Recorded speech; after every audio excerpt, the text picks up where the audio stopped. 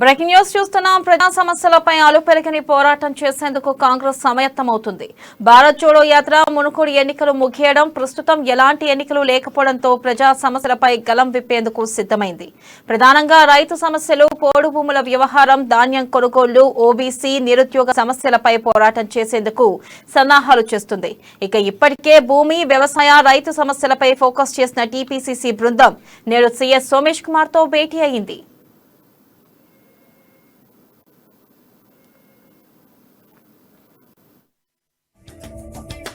ఇక ప్రభుత్వ chief secretary Somesh Kumar తో కాంగ్రెస్ ప్రతినిధుల బృందం భేటీ అయ్యారు. తెలంగాణలో భూ సమస్యలు పరిష్కరించాలని సీఎస్ కు మెమరాండం అందజేశారు. పీసీసీ అధ్యక్షుడు రేవంత్ రెడ్డి, సీఎల్పీ నేత బట్టి విక్రమార్క, ఎమ్మెల్యేలు, వర్కింగ్ ప్రెసిడెంట్లు, ఇతర సీనియర్ నేతలంతా కలిసి సీఎస్ కు వినతి పత్రం ఇచ్చారు.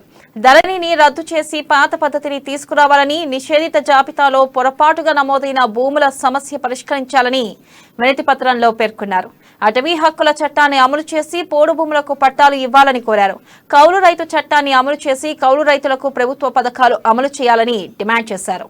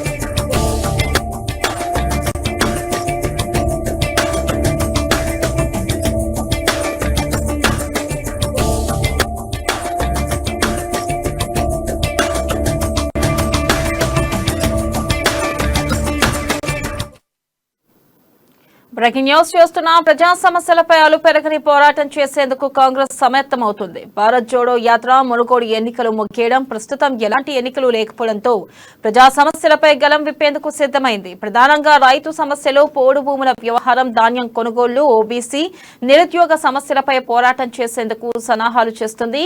ఇక ఇప్పటికే భూమి, వ్యవసాయ, రైతు సమస్యలపై ఫోకస్ చేసిన టీపీసీసీ బృందం నేడు సీఎస్ సోమేష్ కుమార్ తో భేటీ అయింది.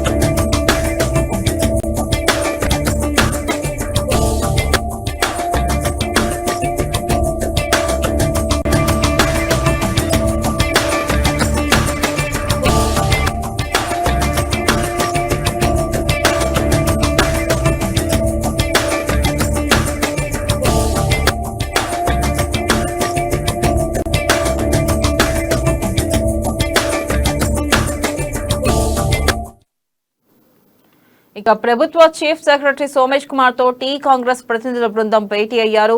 తెలంగాణలో భూ సమస్యలు పరిష్కరించాలని సీఎస్ కు మెమరాండం అందజేశారు. పీసీసీ అధ్యక్షుడు రేవంత్ రెడ్డి, సీఎల్పీ నేత బట్టి విక్రమార్క, ఎమ్మెల్యేలు, వర్కింగ్ ప్రెసిడెంట్లు, ఇతర సీనియర్ నేతలంతా కలిసి సీఎస్ కు వినతి పత్రం ఇచ్చారు. ఇక ధరణిని రద్దు చేసి పాత పద్ధతిని తీసుకురావాలని, నిషేధిత జాబితాలో పొరపాటుగా నమోదైన భూముల సమస్యలు పరిష్కరించాలని వినతి పత్రంలో పేర్కొన్నారు. ఇక అటవీ హక్కుల చట్టాన్ని అమలు చేసి పోడు భూములకు పట్టాలివ్వాలని కోరారు. కౌలు రైతు చట్టాన్ని అమలు చేసి కౌలు రైతులకు ప్రభుత్వ పథకాలు అమలు చేయాలని డిమాండ్ చేశారు.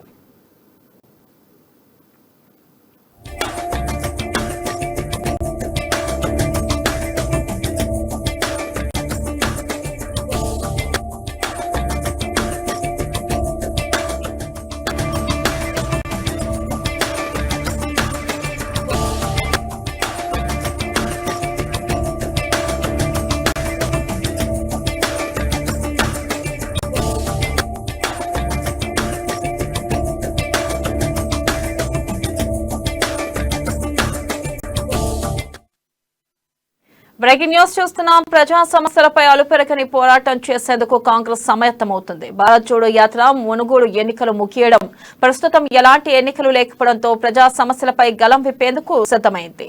ఇక దీనిపై మరింత సమాచారాన్ని మా ప్రతినిధి హరీష్ లైవ్ ద్వారా అందిస్తారు. హరీష్, చెప్పండి.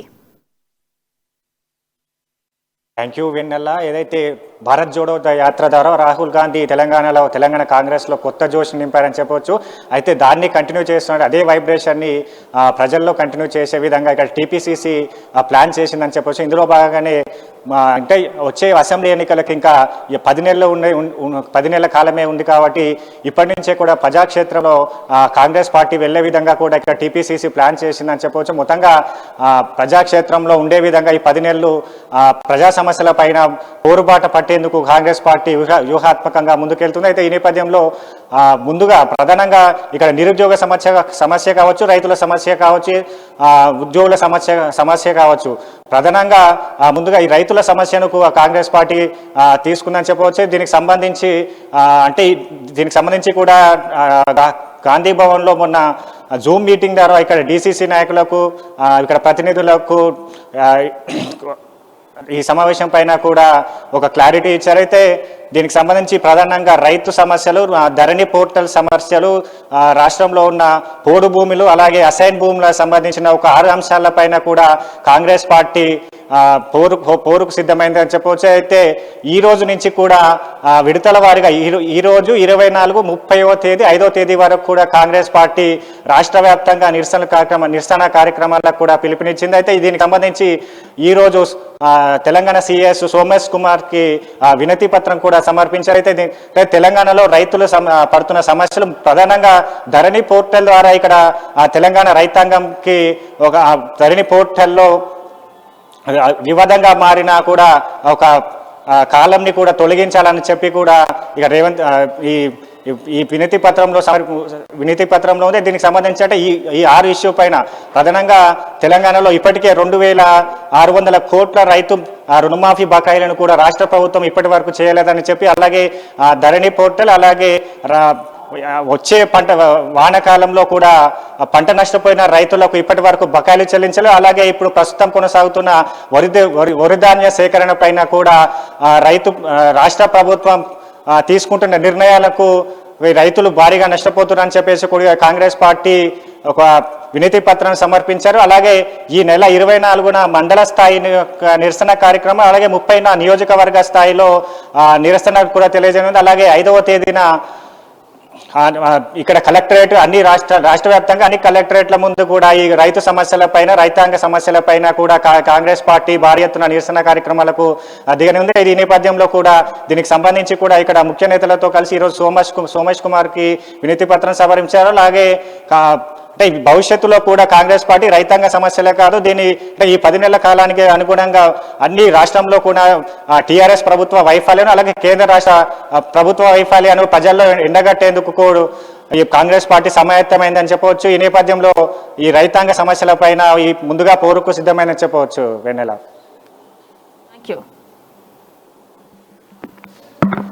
Right Harish, thank you.